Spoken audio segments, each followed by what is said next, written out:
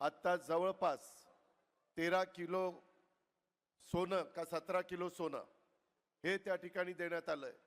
ज्यांचं ज्यांचं सोनं आहे त्यांना मुख्यमंत्र्यांच्या साक्षीनं सांगतो, आता जर चोरीला गेलं तर तुम्हालाच काही तुमची खाय नाही। तुमचं सोनं तुम्हाला जर नीट ठेवता येत नाही तर पोलिसांनी काय काय म्हणून पकडावं?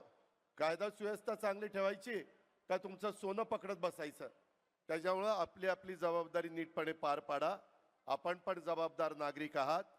त्यामध्ये जबाबदारी पार पाडत असताना पोलिसांना ज्या काही इन्फ्रास्ट्रक्चर उभं करून द्यायचंय त्याबद्दल राज्य सरकार, महायुतीचं सरकार, मुख्यमंत्र्यांच्या नेतृत्वाखालचं सरकार कुठं कमी पडणार नाही हा शब्द पालकमंत्री यांना, त्यांनी अर्थमंत्री यांना त्यांनी देतो। एक दिमागदार कार्यक्रम या ठिकाणी घेतलाय त्याबद्दल आमचे अमितेश कुमार आणि त्यांच्या सगळ्या टीमचं अभिनंदन करतो, कौतुक करतो। आपल्याला पुढच्या वाटचालीच्या करता शुभेच्छा देतो आणि थांबतो।